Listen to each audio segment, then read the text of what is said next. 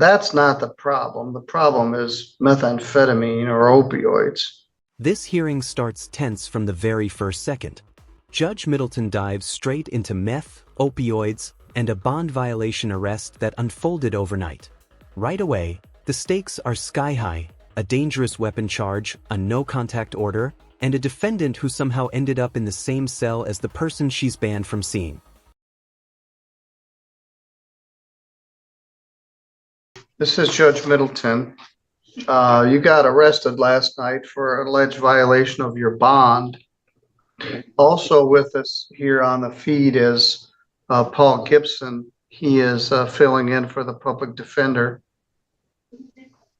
He came on short notice. I saw when I came in this morning that you'd been arrested and Bell got arrested. Yes, sir.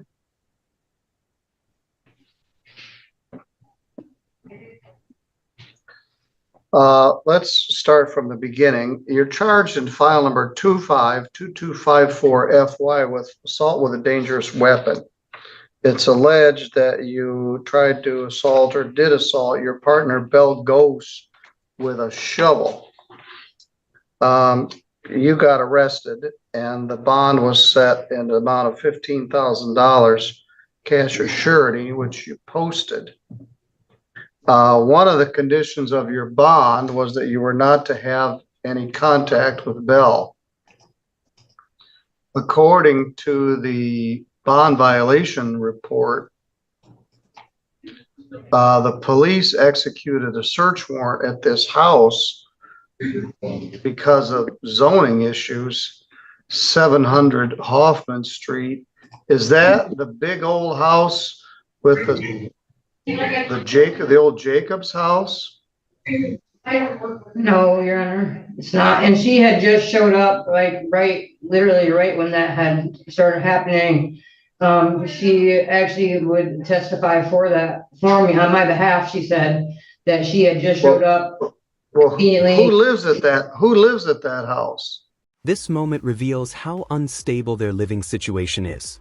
A tent, a camper, no power, clear signs the judge is concerned about safety, not just compliance. It's not a house, it's a property, and there's tents and all right, so yeah, people have started to camp out back there. yeah. At any rate, you guys were a mess. I don't want to go too much into it, but they found you in a camper in not good circumstances, drugs, and they arrested you for violating your bond condition. They arrested Bell for a violation of Judge Stutzman's order. She also has a warrant out for her from Battle Creek. So now you're not supposed to have any contact with each other, and you're both in the jail. You and Bell are not in the same cell, are you? Yeah, we are. Oh, you're in the same cell? Yes, sir. Oh boy. The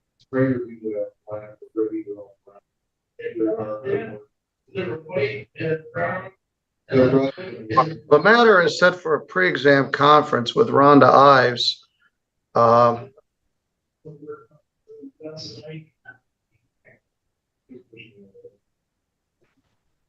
For December 9th.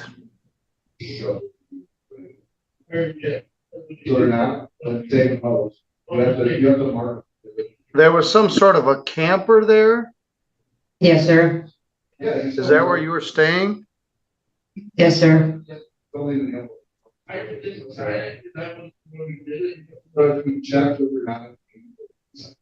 Is it hooked up to electricity or anything? No, sir.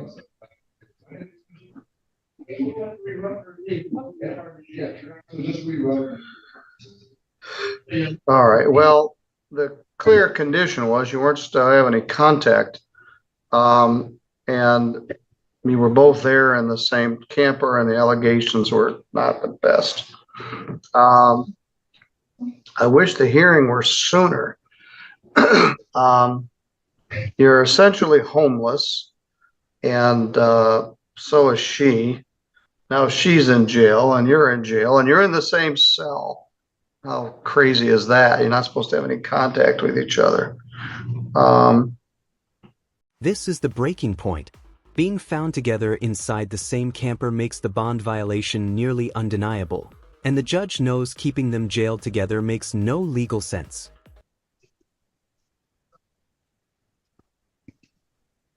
Mr. Gibson, do you have any input on this? I guess not right now. Is she, it sounds like she's asking, like she's disputing that she violated the bond condition. Well, like I said, Belle said she would testify for me that she had just showed up, like, right when the officers had showed up. She wasn't there previously to that.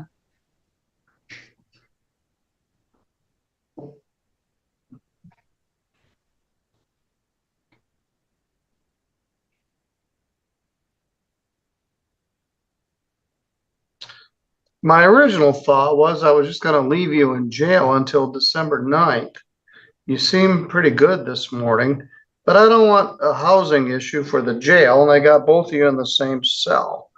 You weren't, the place is not good. You're a trespasser on there. Who owns this camper? I do. Well, you got to get it off of there.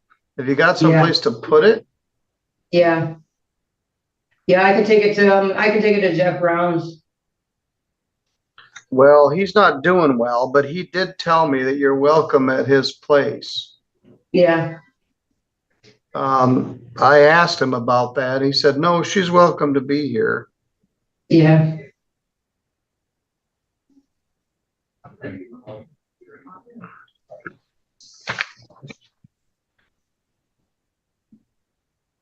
This is a strange circumstance. The judge's logic is clear. Release her fast before the jail's housing problem gets worse. Plus, keeping her locked up risks her losing every belonging she owns. You're charged with an assault with a shovel. And from the report, Belle didn't want to cooperate with it in the first place. That's not the problem. The problem is methamphetamine or opioids.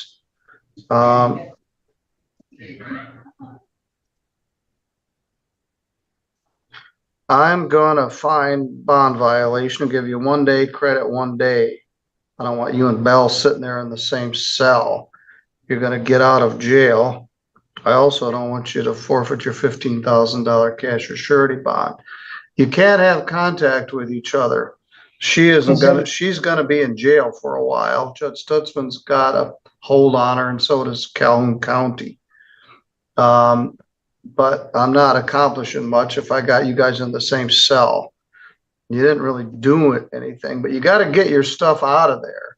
Also, if I leave you in jail, they're going to haul all your stuff out of there and take it to the dump or something. You need to get out, get that property out of there. You're going to lose all of it. Yes, sir. All right, Ms. Ghost, your next hearing is set for December 9th. Belle, are you acceptable with me making a finding that Mandy, that you had contact with Belle in violation of the condition of your bond? I'm sorry, what was that?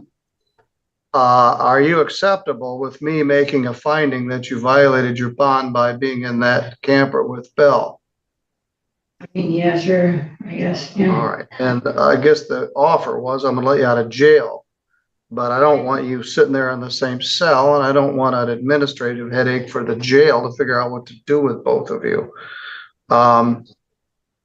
So I'm letting you out. I want you to go back there, get your stuff, and get out of there before the city takes it to the dump. Yes, sir. All right. Good luck to you. Can I just add one thing, Your Honor? Yeah. I also know that Mandy Allen is scheduled for a status conference in circuit court on Monday, December 8th at 9:30. So she should make a note of that. They didn't cancel it? They added to it. All right, you got that, Mandy? Yes, sir. All right, you got one hearing Monday and one hearing Tuesday. Thank you. Those pants are kind of droopy. They need better lady pants for the jail. All right, you're good to go. Thank you. Put those green jumpsuits on.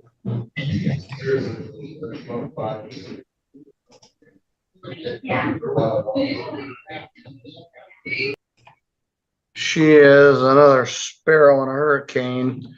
The prosecutor isn't here. I suspect they probably would have objected to her being released, but nothing really was going on other than the fact that, anyway, I stated my reasons. This is to help the jail.